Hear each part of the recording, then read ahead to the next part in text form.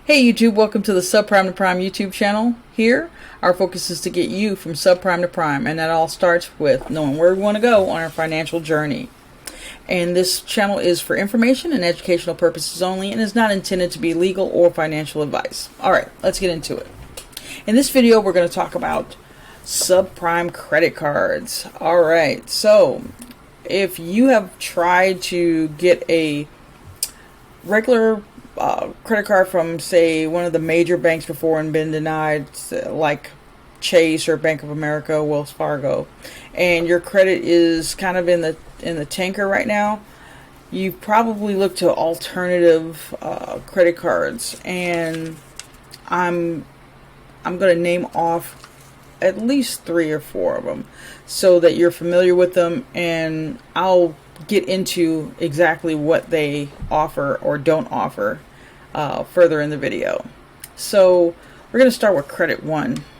Credit One is a card that's designed for folks who are, that have blemishes on their credit or who are new to credit and don't really actually know any better, or if you do know better, you just couldn't get any other type of credit card to start rebuilding your credit profile.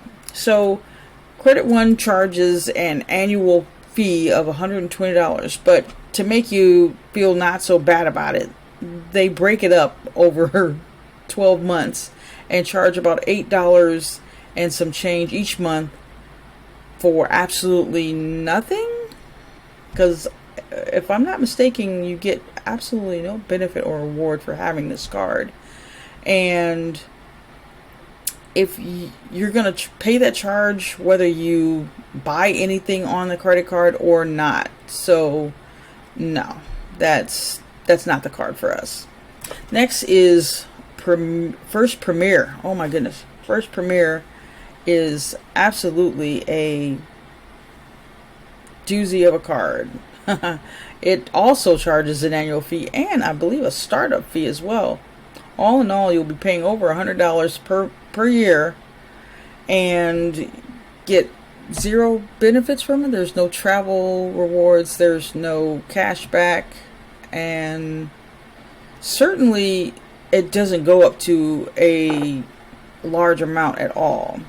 And next on our list is the Continental Finance Surge card. That card too is fairly popular amongst folks with subprime credit, but it's a card that I implore you to stay away from. And then there are actually a couple cards for people who do have good credit that are actually of no benefit, and that is the Black Card MasterCard and the Gold Card MasterCard. Both cards have excruciatingly large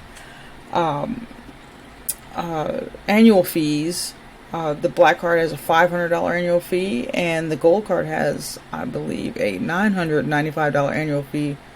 Though it's made of 24 karat gold, it's still definitely not worth that fee.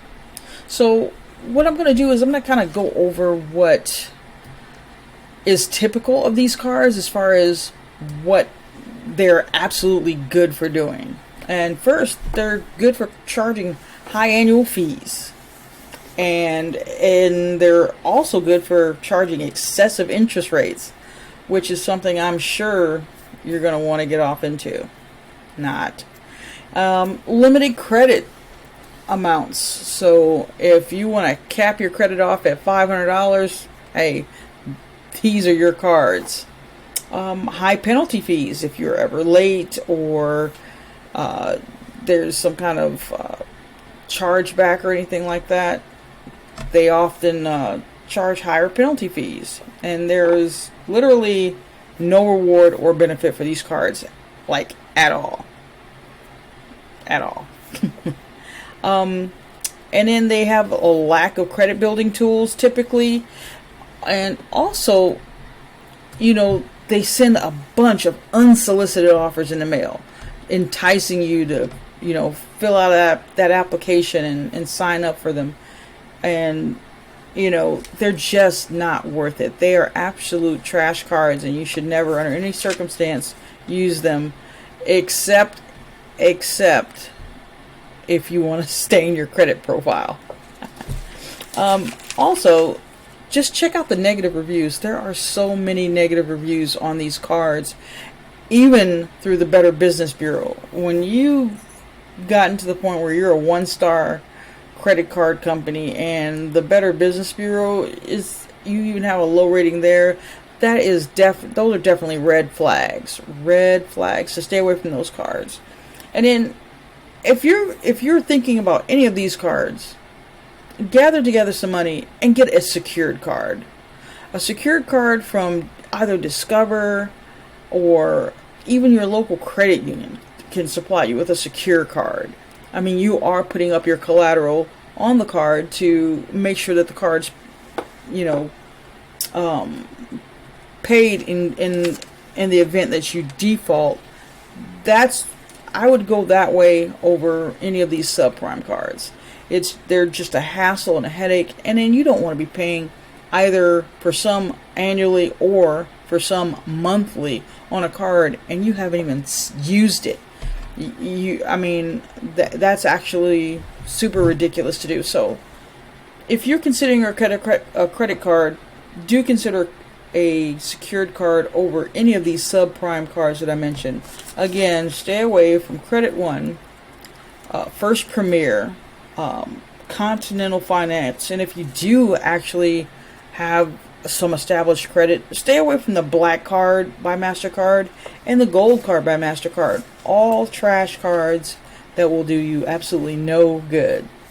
And then also, if you're in the position of grabbing your next card, you might want to